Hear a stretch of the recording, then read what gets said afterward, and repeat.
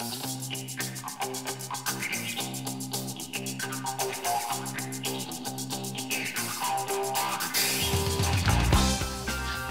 guys, welcome to my channel. Welcome back to a few of you that have been and seen us all before.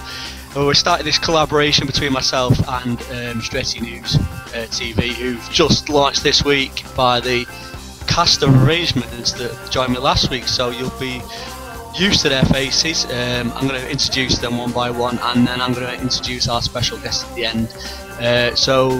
I'd like to introduce to our, I'd say, technically gifted speaking analysis of Jonathan, who's got a thumbs up there. Serge is looking cheeky, he's going to give you a wave, and I don't know who's pointing at, to be honest. And then of course it's head of the clan is Dale, who's not on his sofa this week. I've decided that I'm going to get my sofa out, as you can see behind me. He's bought some wallpaper. Anyways, to add to the party is Jay from Palace's little, what do we call it, Jay? I've lost which one you're at. Yeah, so it's a fan site called the eaglesbeak.com. So yeah, we're just a fan site. So that's a little bit of an opponent's edge to the debate. We wanted to have a quick review of Arsenal. I know it's over a week ago, and you guys are going to be like, but it's always good to get the views of the guys, especially the guys at Stretty News, because they've been working quite heavily all the week and not had a chance to put up their own views. And then obviously to get an opponent's view, a Palace fan's view, especially. Oh yeah, Serge went. Yeah, he's showing in his ticket there. So he made the trip and made it back as well, and he's not too happy about it, so we'll see what he says. So guys, crack on. Just going to jump in first. Dale or myself, who do you want to go first? Go Dale. Go on. Go Serge, you go first, you're at the game. So I was at the game, went down with I'd say 14 or 15 lads. Jason, if you're watching, went down with him and Jason's minibus. It was a good laugh. It was a game where neither side really kind of lived up to expectation. You expected a bit of a clash of the Titans. It was more like, like no one really wanted to kind of make that move to try and win the game. Robin van Persie had a couple of chances where he could have buried them. The first one where he was, straight in front of the goal, and it was in front of Szczesny, and he just palmed it straight into Szczesny's chest. The other one was a header, which he really should have picked the other corner, but he picked it to where Szczesny was stood, and he managed to parry it onto the bar. It was an all right game. The atmosphere in the Arsenal stadium, the Emirates, was pretty poor. And that's not a dig at the Arsenal fans. Actually, yeah, I suppose it is. No, it was an all right game. Wasn't massively impressed by United, but for once Tom Cleverley had a good game. Dale, you'll appreciate that. He played an easy, his easy passes sideways, and played a couple forwards, which I was quite impressed with. Look, I think we're going to get there. I think it's going to take time. Again, I think this summer's going to be a big clear out for Man United. We're going to see the big faces go. Vidic is obviously leaving. We're going to see Everett go. It's going to be a big exile. So I just hope that we bring in some good names to try and improve the squad. Dale, what do you reckon? To be honest, looking at performance-wise, I think there's a huge contrast to what we thought was a good performance last season under Ferguson, what we thought was a good performance this season. I was quite pleased with the performance, judging on what we've seen under Miles. I thought we set up not to concede. We achieved that. We set up to, in a way, have a go with Arsenal and equal them in midfield, and I think we did that too. But when I talk about contrast with last season, I'm talking about attacking and really going for it. We went for it in a sense, but not in a sense of banging people forward and really having a go at attacking Arsenal. We had a few attacks. We had Robin van Persie had a few chances which he missed. We seen we didn't see as many crosses. That's a positive. There was more alternative. We did try to pass it around a bit, but then there was a sense that it was a bit sloppy when we were in possession. But you could say the same for Arsenal. Personally, looking at it, I was satisfied with the performance. I think Arsenal fans could be more disappointed than what we were. Given their position they're in, and given that they're in a title race, they should have been beating us that night. And I think maybe the result that happened to Liverpool could have been playing in their mind. I don't know. But you mentioned Tom Cleverley. And that day he deleted his Twitter account. I was quite happy with all the beauty. I was quite happy with the performance he gave. He was solid. He just did the easy job. He kept possession. And he put in a good few tackles too. I think he hurt Jack Wilshere. So thumbs up, Tom. Yeah, anything you want to add here, Jonathan? Because I think them two have quite covered practically every base. And you did the review for that game, so... Yeah, I did the review. Yeah, I won't say too much. No, I sort of echo the sentiments there. It was quite a cagey affair. Tom Cleverley, I sort of made this point in the video that I made, that maybe I don't know, don't get me wrong, he had a half-decent game, but I think we've set the benchmark very low for Tom, in the sense that because he had a half-decent game and the expectations are low, that we might be slightly overrating how well he actually played in terms of what he contributed. But no, I mean, you know, we got the point, and we'll move on to Palace this weekend. I'm curious to see what Jay thought of the. Did you watch the game on against Arsenal by any chance? Yeah, I did. I viewed most of it actually. It's quite an interesting game because it's between two teams that kind of have their tail between their legs at the moment. Both in terms of United how their season's gone and Arsenal after their thumping at Anfield. So yeah, I mean, I think it's a good result for you guys, purely on the basis of the performance, holding Arsenal off. I know they were, just had a result like they had, but yeah, I think it's a difficult one because in the past I would have expected United to go to Arsenal and be favourites for perhaps the 3 points, but it's certainly not the case this year. So I think at the end of the day, it's a good result for you guys, and perhaps not so much for Arsenal, who are trying to push on for the title, but I don't think they're quite do it this year.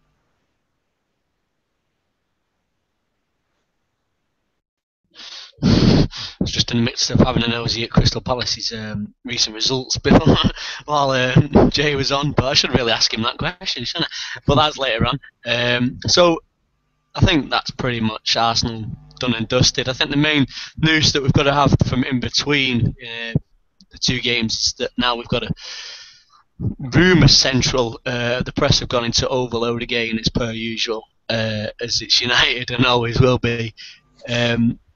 And I think it's a strange combination that we've now see ourselves with the top two strikers who are just coming back into form, just coming back into game time as well, that they've been picked out for completely different things. One's going to sign a contract, the other one's not. He's going to leave. What do you guys make of this? And just before I do let you guys do this, do get your questions in below in the comments, but guys, because we can pass these through to the lads on here, we can have a discussion. I've already just seen one, so we'll move on to them in a short bit. But yeah, lads, let's have your thoughts on the rumour mill that's running really the best at the moment. Who wants to pick up on it first? I'll get involved in this one. I quite. What, as owner? You always get involved. I'm just, straight in there. I'm straight in there, don't hide. Well, I mean, firstly, the Wayne Rooney thing. I mean, we did a poll on Stretty News to do was Wayne Rooney going to be worth 300k a week, and the sense of the majority of what we got back was no, he's not worth 300k a week. In fact, I don't think any human being's worth 300k a week. But then again, football's inflated, and these are the prices you got to pay. Is Wayne Rooney bigger than United? That's the question that I think this contract might show. I mean, it does worry me, the fact that he might get access to certain information which a lot of other people, don't have within the club, just because he's Wayne Rooney. That bothers me. The other thing about Robin van Persie, hearing that he's unhappy with obviously the training regime that Moyes came in and did. I mean, I think Moyes has got to be able to talk to the players and say, you know what, lads, you are old enough, especially Van Persie. He's not a young player. he's 29, turning 30. I don't know if he is 30 yet, but I mean, he's got to have an element of trust and say, you know what, Robin, you're old enough to know what your body can take. You're old enough to know what your training regime should be. So if you feel comfortable doing a lighter regime, and that's what's going to keep you fit, and that's what's going to keep you in top form, then do that. Don't start trying to, say, we're going to do this regime, and we're going to try and do it this way, and we're doing it my way, and whatever not. Because that's just not going to get anyone anywhere, and it's going to make a lot of players unhappy. So I think we've got to, Moyes has got to think about, whatever thing he does, he's got to think of the cause that's going to knock on it as an effect. Especially as it's his first year at United, he's just getting used to the job. Yeah, Serge, totally agree. In regard to the training aspect you're on about with the overtrain and so on, you look at Craig Bellamy, I think it's in his book, and he speaks about being at City and Roberto Mancini taking over. And in contrast with Mark Hughes understood the type of player Bellamy was and had different training set up, perhaps lighter training. And when Mancini came in, he had the idea that everyone should train the same way. And it didn't help Bellamy. Bellamy was picking up injuries. He knew he had to move on for the sake of his career. Now, we all know Van Persie at Arsenal had a few issues with injuries. I don't know exactly what happened with Ferguson, if he gave him life training or not, but I do know there's an issue with David Moyes overtraining. And it does come down to that. With the players like Van Persie, you have to take exceptions at the fact that they're world class. And you need those players in your team week in, week out, and not on the injury bench. You need to have these players playing. So in order to have that, make these exceptions and don't be overtraining everybody. Maybe some players might need it for fitness reasons. Van Persie, if you have him at the top of his game, not injured, you're going to win games, and you're going to win titles, and you're going to win cups. You're going to win. He brings that to the table, as we've seen last season. But with Rooney's new contract, 300,000 a week, as you said, Serge, we asked the poll this week, and we got back feedback. People think, no, I'm not Rooney's biggest admirer. I don't chant his name on match days, and when he scores, I don't be chanting Rooney. I celebrate because it's United. But I think in the situation we're in right now, and we're talking about not getting top four, not attracting maybe the best of players in Europe, I think we do need to keep our best players. And if you look at City and the money they pay players, if we want to be at the top, we have to pay the best players that money. And there's no dodging it. I know people say, oh, it's Manchester United, it should be a privilege to play for that. But some of the players we have, particularly foreign players, they don't grow up like we do following United. So it's different. I know Manchester United always been a massive club in that, but it's different. Manchester United isn't maybe not always be their club. So if the likes of Real Madrid come in, another big English club come in with more money, that's what they see. They see ambition too. We talk Rooney ambition, and he complained in 2005. But we're in 7th place now. So what ambition is he seeing? Yeah, no, I'd agree with that. I think I'm kind of looking at this and I'm thinking to myself, Wayne Rooney, spat his dummy out a couple of summers ago and said, I don't see the ambition at United. And then we signed Robin van Persie, and then he got unhappy again because he kind of stole the limelight off Wayne Rooney, and he didn't like that. So he spat his dummy out again and threw his toys out the pram. And then he's done it again this summer. I'm unhappy. When he said, what was the quote again? He's something and confused. Angry and confused. Angry and confused. I think this 300k a week has left a lot of us fans angry and confused. I'd love to hear what Wayne Rooney would say about that. Well, no, I sort of just to elaborate a little bit on what Dale was saying there. I do agree that that what I've kind of been urging people on Twitter this week, especially Reds that have been getting a bit flustered over the price tag of Rooney and his weekly fee. I've been saying that it's best to think pragmatically rather than pridefully, because obviously as Reds, we all cherish the club and we see it as a massive slight on the club if anyone expresses any sort of desire to leave. But I think that in the current sort of transitional period that we're in, exactly like Dale said, we need to maintain and retain the services of these top class players. So, like I say, we've got to think pragmatically rather than pridefully. And in a couple of seasons, please God, if we're back pushing for titles and things like that, then the position of power will reverse back in our favour, and then players won't be able to dictate terms to us. But for the meanwhile, I think it's just about swallowing pride a little and dealing with it. And sort of moving on to Van Persie, I think what I learned from last year, like a lot of Reds last year, when Rooney had kind of lost his form, fitness and fire, I was a massive advocate of letting Rooney go. But this season he's proven me totally wrong. He's been our sort of consistent performer in many ways, and that's what's kind of refraining me at the moment from saying the same about Van Persie, because evidently he's not content, and it would appear that he's not putting in a full shift at the moment. But I do believe that he can turn it round, and if we can get them clicking, those kind of players, then we'll be a force. You know? I mean, let me just dig in there. I mean, I might get a lot of stick for this, but I don't mind saying it. But I think Wayne Rooney's a fantastic player. I really do. I think he's a fantastic player on his day. But how many on his days does he actually have? I'm serious. Like often he'll get the ball and his first touch will be disastrous. And sometimes he'll get frustrated and he'll try and play these long balls and they won't go anywhere near the player and they'll go out of play. I mean, I saw that. Who did I see that against? That was against Fulham. Was it against Fulham? Yeah, it was against... Sorry? Stoke. Against Stoke, yeah, he got frustrated because he pushed him back to midfield. And the same with Fulham. You know, that was post-injury, wasn't it? I mean, don't get me wrong, I completely agree. I'd struggled to pinpoint a handful of games last year when Rooney actually played well, and I was a massive advocate for getting rid of him last year. His attitude stank, and his performances weren't backing up his attitude either. But this year, prior to his injury, I think it's hard to say that there was anyone that was playing out of the skin more than Rooney, and it's. Well, what I'd say to you is. Going back to the players, you know, obviously the players' performances has been poor. So could you then say that, you know, in comparison to the rest of the players, maybe he was just, you know, a bit better than average and everyone else was below par? Absolutely. I mean, absolutely. Obviously, you're always it's always comparative and relative when you're looking at the rest of the squad. And obviously, we've been thankful for small mercies this year. So anything above average has been praised. But no, I mean, I do think Wayne, when he fancies it, when he's fit, you know, can be a devastating player. And I think at the moment, unfortunately, you know, he's exercised the fact that he's in a slight position of power.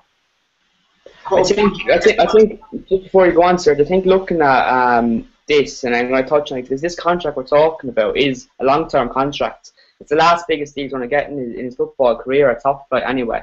I think you have to look at professionalism, and I am going to compare professionalism to Cristiano Ronaldo. I'm not comparing player. I'm comparing professionalism.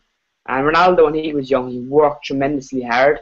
He didn't take advantage that he was Manchester United footballer, or that he's gone to MJ. He's taken advantage of that. Rooney didn't necessarily look after himself in the way a top professional would. And I'm looking at him now, and when it comes to the end of this contract, maybe 2 or 3 years down the line, is he going to be in the shape that he should be in? Because will it take toll the way he acted at the early stage of his career? I think it will. And we have to look at that. You're paying $300,000 now. Like I said, in a situation we're in, we're talking transition and we're talking a poor season. You need to keep your best players. And like I said earlier on with fitness, just a commenter there, Mick Addison mentions Rio Ferdinand and the effect that Ferguson giving him lighter training had on him last season and how he was fit. And now this season under Moyes, we haven't seen a lot of Rio or Van Persie. So, you know, training over training does come back into that. But with Rooney, you have to look at professionalism. With the career he's got, or with the contract he's going to be getting, years, about 5 years we're talking. So with that professionalism, with years gone by, will he last those 5 years? Will he last those 5 years in a way that can continue to be worth that crazy money? But then again, you're looking at a player like this. Would you rather pay him this money now, or would you rather see him banging goals in the Stamford Bridge? Personally, there's a dilemma on your hands. Exactly, and also, I mean, I don't know much about the kind of ins and outs of contracts, but it seems that players kind of depart clubs mid-contract anyway nowadays. Now, obviously, no one, if Rooney does put on a bit of weight and his form drops, no one's going to match the $300,000 a week. But there is always the chance that he will leave at some point during the contract anyway, because it doesn't seem like players seem to, you know, fulfill all the contracts anyway. Well, it's interesting. I was going to say to you, Jay, obviously we're all kind of emotionally invested here, and Rooney has definitely touched a few nerves with all of us. But what's your kind of opinion with from an emotionally detached point? Just let me get it straight first. Has he signed a new contract, or has he been offered one, or what's the latest with him? He's not. It seems to be that it's on the table, maybe. Oh, okay. But there's nothing concrete apart from the press saying. Okay. Someone was running a story the other day that it was a done deal. And then I think Rooney's agent, Paul Stretford, who again Mick Patterson's put on the comments that you got to blame Paul Stretford. In actual fact, as a footballing agent, he's actually done a superb job for Rooney throughout the years to get him his contracts. Jesus Christ, he's played a ball end with Rooney to get the amount of money and things like that. But no, I think it's literally. I think there's quite a few good points raised there, particularly about his fitness. There's a big question about that. If you give him a long-term contract, perhaps he's never seemed like a player that's particularly looked after himself. However, at the moment, from an outsider looking in, it seems to me that he's a player that's perhaps struggling the most out of the team because of the rest of the team aren't quite performing to the level that he would expect them to be. So he's dropping deeper and deeper all the time. He's chasing back perhaps more than he should do. I mean, you guys probably tell me more about that than I could. But from me watching games, he seems to be dropping so deep these days, chasing back, covering for fullbacks as well. I can't remember the last game I saw. I don't think it was the Arsenal. I think it was the one before, where he was perhaps the only, as him and a midfielder, chasing back after a break. I think it was a Fulham game. So when you've got a player like that who you don't want at that end of the pitch, you pay him to score goals at the other end. I kind of think that whether it's a case of you guys should kind of choose whether you want to mould a team around Rooney for the next 2 or 3 years and give him that contract, and obviously look at the other players around him and bring in players that will get the best out of him, or do you cut your losses and let him go and start all over afresh completely? I mean, it's perhaps a clever time for Ferguson to go because you guys probably admit more than anybody that it's probably not the strongest squad you've got or you've been left with as you found this season. So again, it's from an outsider looking in. So I've seen a few United games and that just sticks out to me that I would also touch on the fact, I've said it to Jonathan many times already, the Zaha situation surprises me hugely. I mean, being a Palace fan, I know an awful lot about him, seen a lot of his football. And he almost single-handedly, I mean, Palace fans would probably agree with me that he single-handedly got us promoted last year through the playoffs, through his ability to do the unknown, hugging the touchline, and that's something you don't have. Valencia doesn't do it anymore, or never really used to even. Nani, I'm still amazed that Nani's even there. And you got Januzaj, but he's not so much that player that hugs a touchline. You haven't got somebody that does or does what Ronaldo used to do for you and run to the corner flag and cross it in or do something a bit more than that. And you guys are going to be seeing it for Cardiff now. He's already shown some glimpses already in the 2 or 3 games that he's had. And I know there's been whispers about why he hasn't played, but I think that'll come back and bite Moyes because I think he could do more for you right now than perhaps he's been given credit for.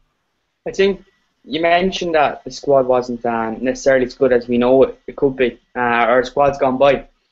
And looking at the squad, I think we can all agree that it's better than what we're showing right now. And I'm not saying that it's a very good squad, I'm saying that it's better than what we're showing right now. I think down to that is, with the managerial change, we were expecting things not to be necessarily as good as we know it to be. But we're expecting to be a bit better than that. It's been very poor, and there's no denying that. But on Zaha, I've watched a bit for under 21s and a lot of Palace last year, and he did really, really well with Palace, especially in the playoff final. I watched that, and I was thinking, I can't wait for this guy to come to United. You know, he looked really exciting. He got in the ball, and he expected things to happen straight away. You know, he ran at defenders, and you mentioned about players that we don't have on the wing. At the start of the season, before Christmas especially, the likes of Valencia, they won't run at defenders. And I was kind of thinking the same thing from watching Zaha previously. This is a young player that can do that. Now, from watching under 21 this season, and when he's played a few times for us, the one thing I do question about him is I think his crossing can be quite weak. Yep. His decision making is in the final third. It's something that I've seen young players in the past that can improve on. But this is the thing, he's not going to learn sitting on the bench. And I think with the bit of potential he has, I think he should be using them now, getting him used to it, and blending these weaknesses out of his game, because they're not going to blend out on the bench. Maybe a Cardiff, I think we got a good deal there that he's going to be getting Premier League experience. But I wouldn't have mind seeing him back at Palace either, because obviously he would have been with players he had known, teammates, friends, whatever. And in a championship last year, he was superb. He was. Yeah, definitely. And like I mentioned, I mean, he almost if you watch the Brighton game, the second leg away from home, I don't know if you guys remember, but in the first game it was 0-0 at Selhurst, and we lost Glenn Murray to injury in that first game. And most fans, like myself, probably thought that was our only chance of getting through. But in the second leg, Zaha took the game to Brighton and scored 2 goals, so and got us through it. It did his stuff as we've kind of expected throughout the season from him. So and obviously, it was a perfect way to leave. To leave the game really, or to leave Palace, I mean, because it was just he got us promoted, and it would have been nice to see him do his stuff for Palace in the Premier League, but you couldn't begrudge him a move like he has done at United, and I agree with what you say. Perhaps staying at United and kind of fine-tuning some of those things that he needs to take out of his game a little bit, or improve on at least. He's still a young player. He's still got plenty to learn, but I always thought a club like United would perhaps mould him in the way that perhaps he could potentially do, but you kind of question the way or where his career is going to go after the way it is now. But hopefully he can do something for Cardiff. Show Moyes perhaps what he's missing and start afresh in the summer maybe. But it's a shame because he was kind of on the cards for an outside spot in the England squad, perhaps to go to Brazil. Certainly at the end of last season, he had a cap and it was certainly in the running, but unfortunately that's not the case now. But yeah, I think you've really got to be putting on the idea that why Moyes hasn't played on him, because you've got to understand this thing with United and bringing in the youth system and integrating that into the first team has been a thing down the years, ever since the 1950s, back Jimmy Murphy sort of days. So it's really strange not to see Zaha not using the same way, and maybe if Fergie had stayed on a season or two longer, we may have seen him play the amount of games that he should be playing now for United, which is, I think, is quite strange, because if you actually watched Everton a couple of seasons ago, they brought, David Moyes did bring you young talent through, the likes of Leighton Baines, and now Ross Barkley, who I watched their FA Cup game the other day. He's sparkling for them, and he, like you say, Zaha's maybe missed out on his chance to get on the plane to Brazil, but Ross Barkley's not now. Why? Because he's getting to game time in the Premier League. So it is a tough one, and we seem to have gone off subject there, but it's really good to get that perspective from a Palace fan. Yeah, I watched a good number of Palace games to keep an eye on Zaha once when we knew we'd signed him, and I thought, yeah, he looks like a quality player that should really, do what Januzaj's done really for United and bring a spark to what's not been our best season. A couple of questions that I've had on the side. Dale's been quite quick being able to find the ones on YouTube underneath, but I've got the question bar open here. Mick Addison's asked, with it looking unlikely that we'll finish in the top 4, do the panel think we're going to be able to attract the top players? He personally thinks that we will be able to, not because of the stature of the club, but because we pay big wages. Do you reckon this is true, lads? Can I just say I disagree with you there, pal? Mainly because, even if we don't get top 4, I think you've got to look, deeper into it. We are Manchester United, and I'm not blowing my own trumpet here, but we are the biggest club in the world. And so, when people see us don't get top 4 this year, they'll be like, the players will say, you know what, they didn't get top 4 this year, but next year they'll get top 4. Because it's a given. We're not a rubbish team. We're not a one-season wonder. So I believe we will be able to get the players in that we need. The question is more is who is going to leave. That's what I'm more interested to see. You know, who is actually going to lead Man United? I think it will be the likes of Patrice Evra. Even though he's apparently been offered an extension, I don't think he'll take it. I think he actually wants to go back to France. I think you're looking at... Very quickly, Serge, I was really upset when I heard that about Patrice Evra, because I had the headline lined up, the end of an era, and then in between the E and the R, I was going to put the V obviously in brackets. I was particularly upset when I heard that news. Not just about his playing, but anyway, carry on, sorry. No, so I think you'll see the likes of Patrice Evra leave. I think you'll see, obviously, the likes of Vidic. I don't know whether it might be Rio Ferdinand's time to go. Obviously, he's looking a bit leggy whenever, you know, so a player kind of runs it and he kind of jostles back a bit like a horse. Yeah, I think there's a number of players that we could see leave. Just touching on Jay's point in terms of Zaha, I think you'll see Zaha come back next season a different player. I think we'll see him prove himself at Manchester United as being a great top player, and I think we'll see him kind of come through the ranks and game first team, because unfortunately our wingers are looking a bit easy to predict, shall we say. Especially Antonio Valencia. He kind of runs down the line and then he stops and then he kind of glances right and left, doesn't quite know what to do, and he just smashes it across the box. Hit somebody and go in, please. One of them. And then you got Ashley Young, who will run down the wing, and then guess what? He's going to cut inside, because everyone knows that's what he's going to do. So our wingers are becoming a bit predictable. And I also believe, Jay, that Adnan Januzaj is kind of similar to Zaha in a way that you don't know what he's going to do. He's a bit of a wild card. He can do different things, and he's not just a standard Antonio Valencia or an Ashley Young. He can do different things, and it's the same with Nani. Nani on his day, he's unplayable. But how many on his days do we have? So it's just before Serge, we go on and you're talking about top four, and what Nick Addison asked was about attracting the top players. If we don't achieve that top four status, you said it was a given that we get it next year.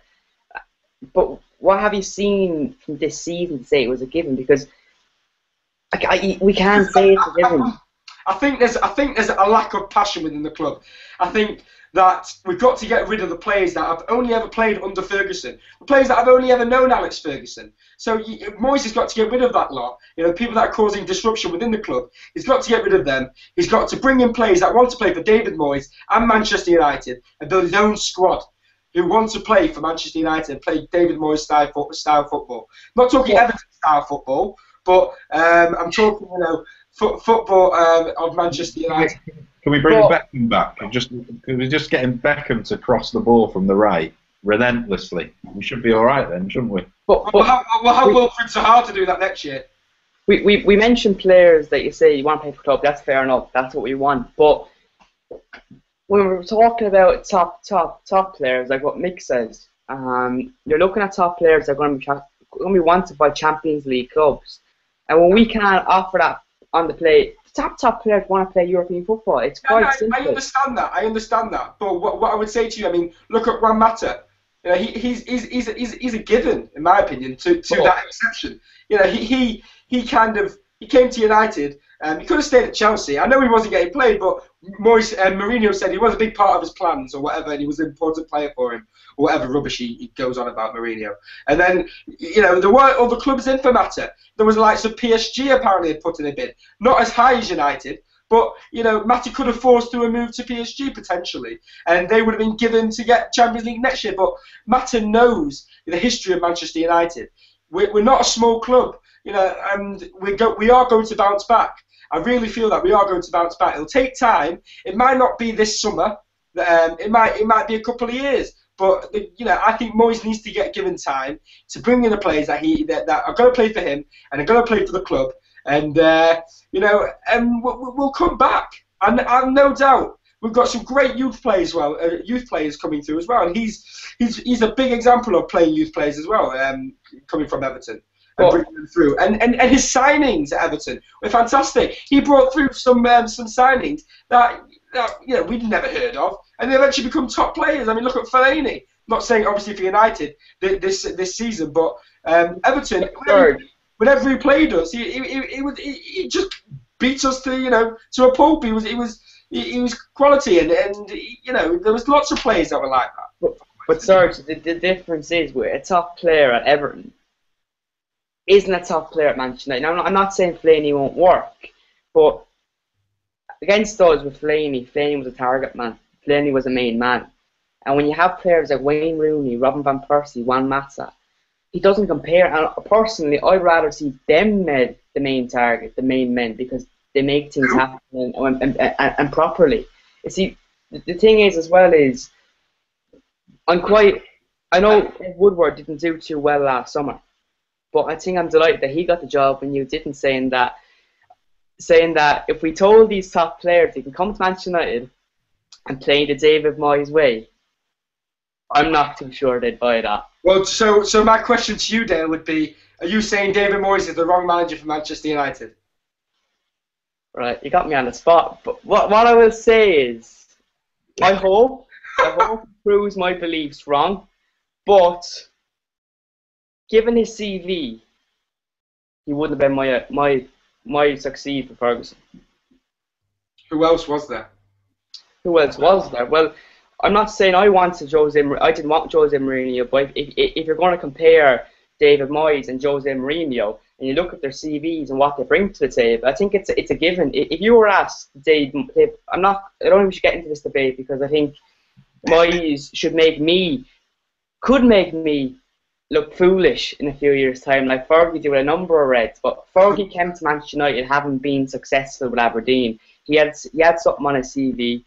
There was belief that he could turn it around. There's evidence, and that's what we should look at as Reds. We should be objective and think that, before false faith, hope, it's not good. And I credit a lot of Reds for believing that he could turn around. But when you look at his CV, there's nothing to suggest that he will. Now, if he brought in someone successful and they had a tough period like he's had, and the manager we're talking about was successful, there would be a bit of belief that he'd won things before and he turned things around. That we could. I appreciate that. I do appreciate that. But I mean, I'll give you an example. I mean, whenever United came up against Everton under Moyes, you never were quite sure. It's going to be 3-0, 4-0 today. You were never sure of that. Everton are a tough side. I don't think anyone can write them off. They're a good side, and Moyes turned them into that good side based on the stature of that club.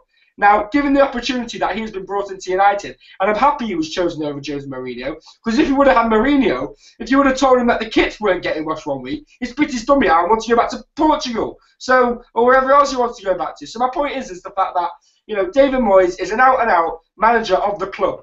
He will play. He will be. He is the manager. He breathes the club. Mourinho. It's Mourinho FC. So, David Moyes is a Manchester United manager, in my opinion. I think he'll do fantastic things for the team in the future, given the time that he'll be able to, bring in the players that he needs to bring in. And yeah. So much to discuss here now. From Zaha to top four to Moyes versus Mourinho. We've really actually had a major debate about so many things in one night. I think we may have to run out of conversation for next week. Apart from the Palace review, we may have to just bring on Jay to knock the Serge and Dale show out on the head, because that's where we're going down at the moment. But what were you going to say, Jonathan? No, as I said, the Moyes versus Mourinho is so, well, particularly Moyes, it's inevitable. But just with regards to the question, top four and whether we can attract players, obviously top four is a bit of a pipe dream now. There's always the glimmer of hope, but it's very unlikely. But I do think you can still attract top players. I just think you've got to be less obvious with your targets. So we can't be, we just won't be targeting players that every other club in the top 5 of the Premiership will be targeting. But if you look at, you can always unearth gems. You look at people like Luis Suarez, and I'm pretty sure the season that Liverpool signed him, I don't think they were in the Champions League. So there are always gems that you can unearth. And then if you add into, or if you factor in players like Zaha returning, there is a very good chance that we'll start up next year. We'll line up with a very strong squad. And I wouldn't call Luis Suarez a gem. I call him a rough diamond. A rough diamond that's turned into a gem, then. during his time in the Premiership. But you know what I mean. You know what I mean. There are players to be found with the right scouting system that can be top quality and that can propel us into the Champions League. And just very quickly on Zaha, I knew Jay would somehow manage to get that one in there because he's a big fan of Zaha. I had the joke with him that, you know, obviously we'd all heard the rumours about Zaha and Moyes' daughter. But I was saying that the extent of the grudge has gone so far now that I think he might have even had a tickle with Moyes' missus. That was the kind of quip that I was going with at the start of the season. It is a mystery. It's a mystery to us Reds. And when we hear people like Jay, you know, kind of praising him so highly, it becomes even more of a mystery to us. But as I say, hopefully he'll return next season and he'll do the business. Moyes versus Mourinho, I'm not even going there, lads, because that's just that's a whole can of worms. Yeah, it's probably another debate for another day, and probably we may end up seeing that at some point in the future where we have Moyes versus whoever's going to come in, maybe, if that gets to a point like that. Anyways, last question before we end up onto Palace's preview, because we're now cracking on to nearly an hour again. Jamie Newcomb's asked, Moyes already has a difficult problem ahead attracting top players, as it looks like United will not make the top four, as we already know. Losing Rooney would send a very negative message. I'm not too sure. He says out. I'm not too sure if that goes out to the players that we'd like to attract, or out to the United squad that are going to be left. And then he goes on to say we can't sell our top players in our current position because that would probably just weaken us even further. Absolutely. Yeah. No, he's 100% right. Sorry, Dale, just very quickly. He's 100% right, because with football, it isn't just about retaining the services of the player. It's about the perception of the club. And he's 100% correct there, because by retaining the services of Rooney, by suggesting to potential incoming players that we have the likes of Rooney, Mata, if we can retain RVP, Adnan, Zaha's returning, you know, we then become an attractive proposition to top-class players, even if we can't offer top Champions League football. So it is crucial in that respect as well. I think we can now crack on to Palace then. Now we've got this whole 30-minute debate on various United topics.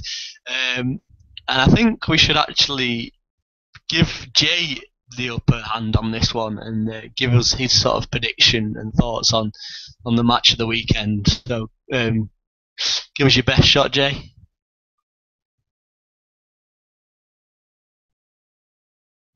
Oh, he's disappeared on us. That's helpful. He's done a runner. I asked him about the. He's run away. That's Palace's chances, is it? Oh, he's back. Oh no, he's back. Oh, he's back. He's back to play some music. I asked him about the Palace game and he disappeared. Sorry, guys. Connection dropped. So sorry, where were we? We was going to ask you to head us up on what you thought about your chances at weekend and what you predicted for the game, but then you disappeared. So that's not really the same set of questions.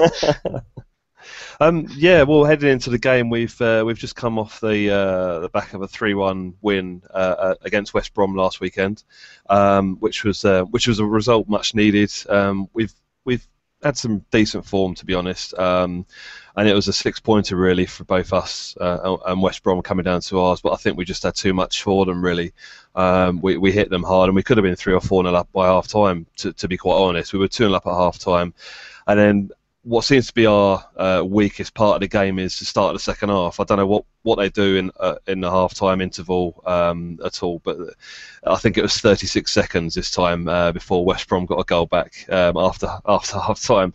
But we rode through that a little bit and managed to get a arguable penalty, I think it was, to make it 3-1, which sealed the game really for us. So it really showed our fighting spirit, which is what we've found a lot more of since Pulis has come in.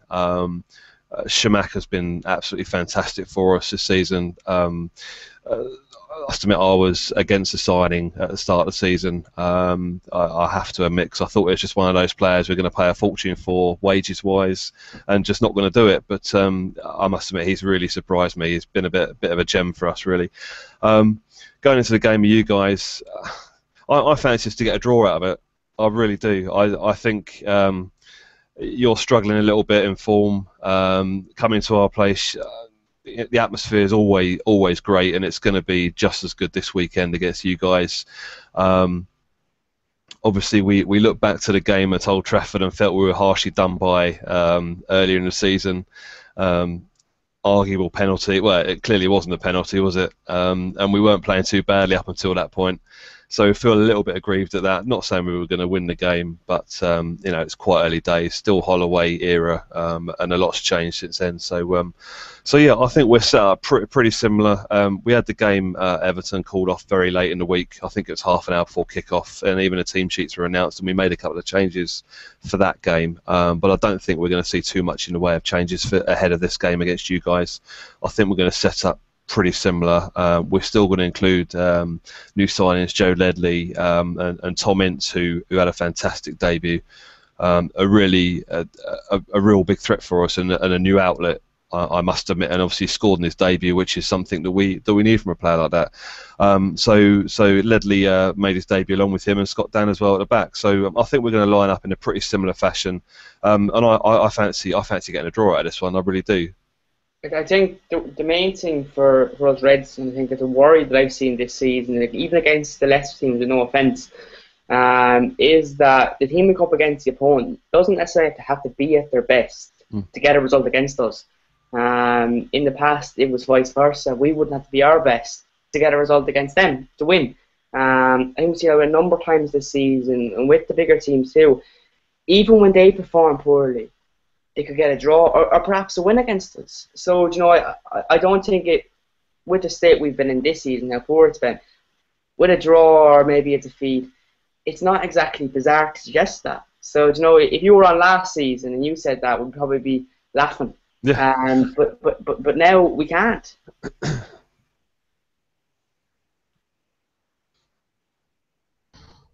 I'm gonna have to intervene because everyone's shut up on the idea. Are you gonna join in, Serge and Jonathan? Or have we exhausted you at some point? How do you think we're going to get on, Ian? I was going to ask. It's a good point. In actual fact, I don't normally get to get my views on with the amount of people we've got on tonight. I think Palace's form this season's not too bad, considering that they've only just joined us in the Premier League, and they are just above that relegation zone, and probably going to, I'd suggest, stay up. That 3-1 win against West Brom, like Jay says, was a decent result for them, and they'll probably kick on and have a couple more of those. I'd like to say that United would go down there and build on the last couple of games. Fulham, we sort of showed the edge of United fighting back at times, especially the way that we scored the 2 goals. Unfortunately, defensively, within 30 seconds to go and lost. That last goal to draw was a bit of a kick in the teeth, but I think United have learned from that, especially the way we set up at Arsenal. I'd hope that Moyes is going to sort of try and build on that draw and say, right lads, we've got to be defensively sound, but we've also got to start creating more of an opportunity to score goals, and like we've said for the past couple of weeks, hopefully the top 4 of Januzaj, who's for some strange reason had a couple more games out than I'd like to have seen him. I think he's been rested for far too long now. He should be back in there and causing trouble. So Januzaj, Rooney, Mata and Van Persie to start for me, and really have a go at Crystal Palace, because I think this has got to be the start of things, because we've got to be showing some sort of will to fight back and get points on the board. Otherwise, we're going to end up out of Europa League places, and probably Southampton pipping us. And Serge is going to join in now. No, I've just seen a question. Mick Addison, He wrote something. He said, "United's away games this season has seen us play our best football. That with the wounded animal syndrome and recent improvements, could see someone getting a real battering sometime soon.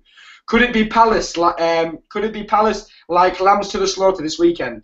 I'd like to answer that question, and I think that this weekend we could see a change for Manchester United. And you know what? I said that last weekend as well.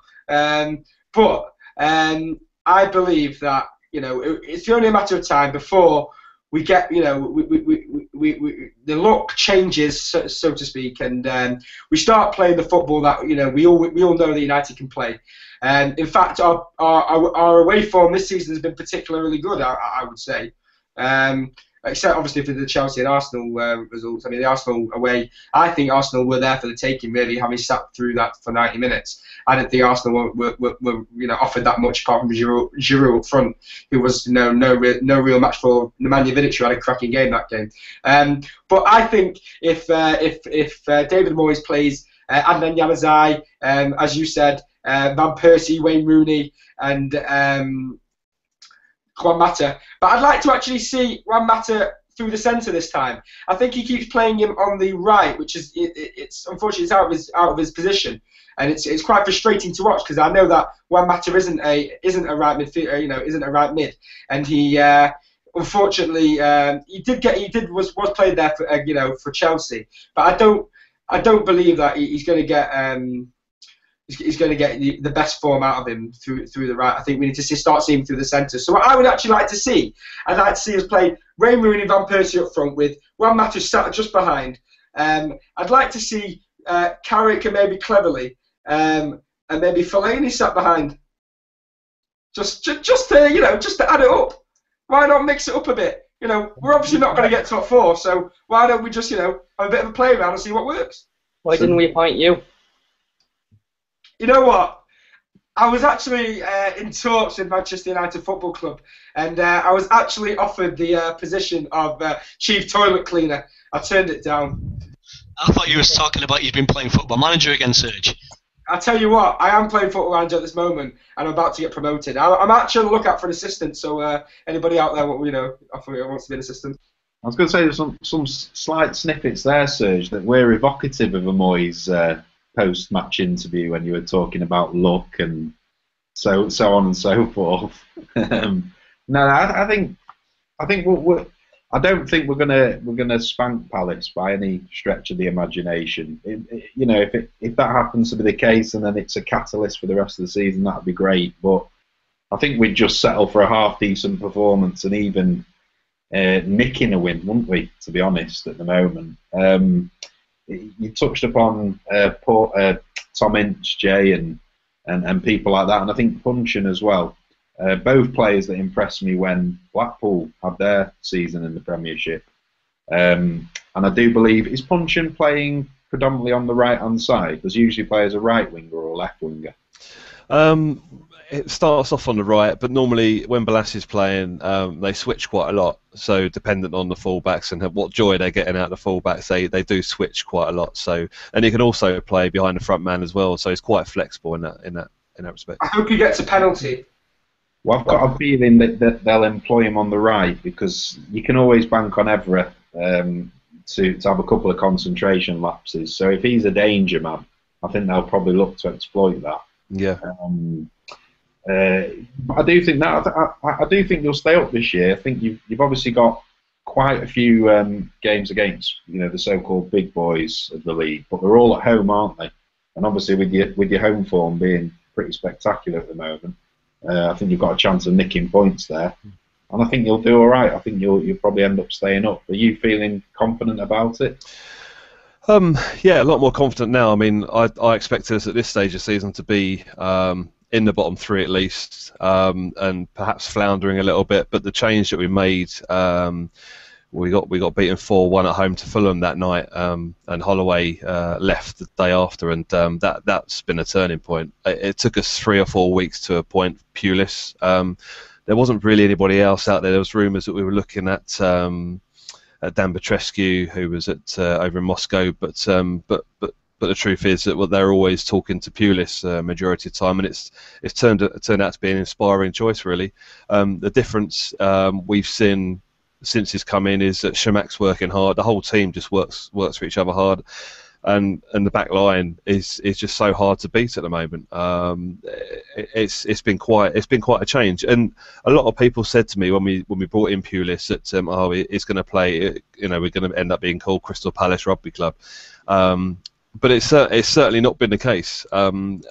I was expecting a lot of high balls, things like that, but it certainly hasn't been like that. I mean, when you look at our lineups we've had, you mentioned Puncheon, we've got Ince now, we've got quite a few flair players in the team, and you just can't pump the ball forward to players like that. So I'm really positive about how the season's going to go, because there's so many teams in the mix at the bottom of the table. There's at least 10 teams that are with fears of going down. So it's probably the best season to be a new team in the Premier League, I think. Speaking to a few Palace fans before Pulis got the job, I don't quite remember any that wanted Pulis in the first place. So I've been pleasantly surprised by how well he's been doing. I think he surprised a lot of fans, including Palace fans. People say, Crystal Palace Rugby Club and so on. he not only has he made Palace a much more difficult team to beat, but as you mentioned, players are working harder. Shamak is one, and I remember when you first mentioned Shamak, Serge looked at you as if, what you're on about. But Shamak has done really, really good this season. And I think a few Arsenal fans have been surprised. He's working hard. He's scoring goals still, which is something that he hasn't really done. I think he's been known as a player that has scuffed a lot of chances in the past. But he seems to be putting them away now, and maybe you're on about him working harder, but there is a sense that a manager's belief is quite important. Their belief in players. Can I just say about Shamak, actually? While he's scored goals for us, he's a completely different player to when he was at Arsenal. He's playing in the hole behind the front man. He's chasing back at the edge of our own penalty area, making tackles, winning the ball, and taking the ball away. If you haven't seen Palace play this season, then when you watch a game on Saturday, you'll see how much he's changed from when he was at Arsenal. I'm certainly hoping he hasn't changed that much. No, just a very quick one. So you're kind of, in a way, I mean, obviously our sort of debate primarily this season has been that you can't get rid of a manager prematurely during the season, but I suppose your example is one where it does work, where you can change a manager when things aren't working, and then it can potentially work thereafter. Yeah, I think just to add into that, I mean, I think he's a good manager. I think he's one of those kind of managers that kind of instills belief into players, and I think he's been that type of manager when he was the manager at Stoke as well. I do think he's a decent choice, especially for the likes of Palace. I was a bit bemused when he got rid of Holloway, to be honest. I think he kind of gave up on you guys, and I was quite surprised by the way he exited the club. But I mean, something I would say is, would you look at Tony Pulis as the long-term choice for Crystal Palace? Or is he going to be, is he going to lead you to the mediocrity that he led Stoke to when they were kind of boring in the end? I know they're not, long ball football, but is he going to be that guy to, do a Southampton? I mean, when Nigel Adkins left the Southampton job, everyone was looking at, the board at Southampton was thinking, what are you doing? And they hired that Mauricio Pochettino. Look what he's done. He doesn't even speak English, the guy. I think that's a really good question. I think it remains to be seen whether it's just a stopgap to keep us in the Premier League. But he's done wonders for us. So even if he just sets up a platform for us for 2 or 3 years to move on from there, who knows what could happen? But when you mentioned about mid-table mediocrity in the Premier League, I'd happily take that right now. To be quite honest, as well at the moment. Yeah, I mean he took Stoke to the Europa League, didn't he? So I mean, I can't have a bad word to say about Pulis. Are we talking about David Moyes or Tony Pulis? Does anyone answer that? You're talking about the mediocrity. I think so. I think Taylor's had too many ciders. I mean, one thing that I would add is I think he's a type of player that can make inspired signings. I think you saw the likes of Tom Ince come in. I think Tom Ince is a top player. I really think he's the type of player. I think he's similar mold to Zaha. He can just do something a bit different. It's all about creativity. And I think in the modern day football, it's not all about the same boring style that United have been playing. I mean, it's been seen by Chelsea, this new modern way of playing football. And I think, the likes of Tom Ince and, some of the other players that have come in from the Championship that are, kind of coach this new style, can, bring into the first team. And I think he's a good manager. I mean, one question I would ask you, this is a bit off topic, is does he wear the club shop? Yes, he does. Yeah, it's one thing I've been saying since he joined. I think he's sponsored by the club shop. Everything he wears is from the Palace club shop. You'll see it on Saturday live on TV. Yeah, that's yeah. He pretty much is. Come on, give us a song. He wears the club shop. So I must admit, I haven't heard. We've got several songs. I haven't heard that one quite yet, but it won't be long. Right, guys, I think after an hour has passed that we should give this a bit of a wrap now, because as much as people are enjoying watching us, I think a lot of people want to go to bed at this time of the night. But again, thanks for your comments. I'd like to thank Mick, who's been constantly inundating us with questions, including backing the Palace fan because he thinks that Palace are in a transitional period. I think he's having a bit of fun with that one. Serge, apparently one of your flags need editing behind you. I think he's actually stating your T-shirt that is out of date. So that's another one to finish up on. We're having a bit of change next week regarding this, the collaboration between Stretty News TV. So you'll see a bit of change in the name of things and this, that and the other. Look out for that, guys, on StrettyNews.com, or find them on YouTube at Stretty News TV. The link is in the description box below if you want to go and check them out. The link also to Jay's Twitter, if you want to go and follow him, is in there as well, and his website. For you, if you want to have a general, haven't knows what Palace are going to be doing, I reckon you should just go and spy on loads of Palace players, because we might be in for a couple maybe. But thanks, guys. Well, yeah, Tom Ince, yeah. That was another reason. There's a couple of nods there from the guys. But thanks for the guys that stuck around and watched the entire show, because there is a good number of you this week that have stuck around. Please leave your comments in the box below as well, and give us a better time to sort of do these shows that you'd be more willing to watch them at. We've changed them up every week to sort of suit ourselves because of various things in people's lives and things. But if you've got a general time that you would be willing to sit down and watch our debates at night, then please do. If you like my channel, then subscribe. If you don't, then you're going to miss out on a hell of a lot more things.